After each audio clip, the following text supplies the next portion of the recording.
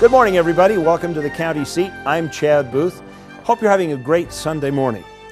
You know, we started this program a few weeks ago to cover the issues of county government.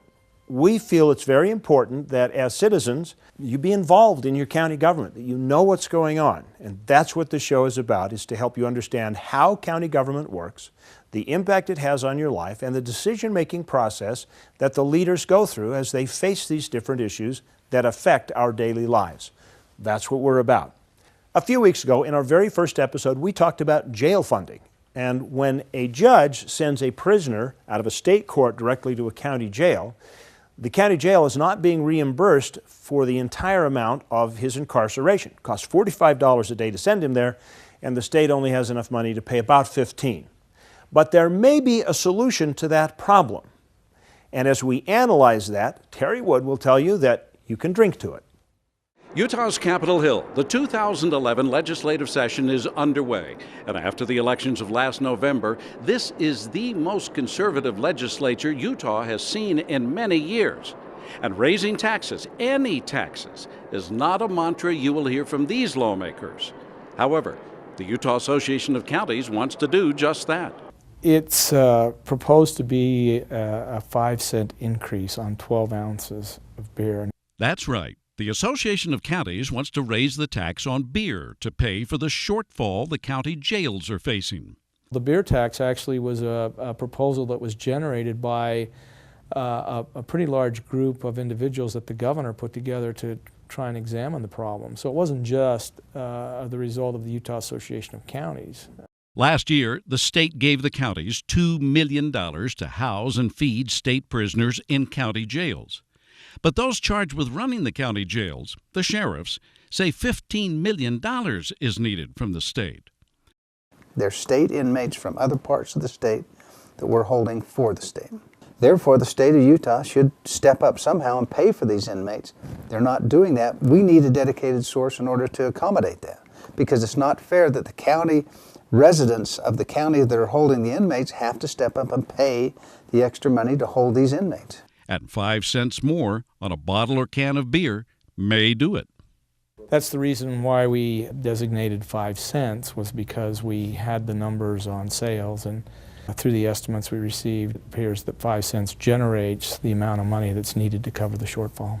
He has already met with resistance, but he prefers to look at a 5-cent hike on beer, not necessarily as a tax, but we're trying to make it a user fee, that's right. The logic for calling it a user's fee? 70% of the state conditional probation prisoners have been or are in substance abuse treatment programs for alcohol. And 40% in the survey have indicated that they were actually intoxicated at the time they committed their crimes. So to the extent we can, we're trying to connect those two and say there is a connection between jail, crime, and alcohol. We talked to several convenience store owners to see how such a beer tax would affect their sales. None wanted to appear on camera. They say the issue is still too politically charged. But about 2/3 of them said it wouldn't affect them that much because they don't sell that much beer. One convenience store owner, though, in St. George complained that whenever the legislature wants more money, they tax beer and cigarettes. Gardner, though, sees the beer tax as the only viable solution. The only other option available to county officials for covering the shortfall is to raise property tax. Admittedly, a not very popular idea in this political climate. It's not a choice of avoiding a tax increase, it's a choice of which tax do you want to increase or should be increased to pay for this problem. And the county officials that are in our organization feel like it's better public policy and makes more sense to use alcohol beer tax than it does to use property tax.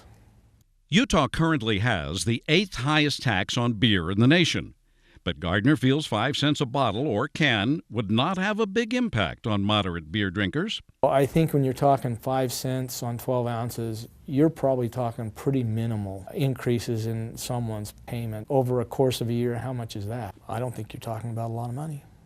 The question now is, will Utah lawmakers feel the same way? For the county seat, I'm Terry Wood. If you're intrigued by this user fee approach to funding jails, you can talk to your legislators about it because it will be voted on in this session of the Utah legislature. We will be back with a conversation about tourism, recreation, culture, and conventions. It is a tax that's been established for about 20 years, and right now, somebody is suing the counties about using this tax. Is it constitutional? We'll find out in just a minute when we return with the County Seat.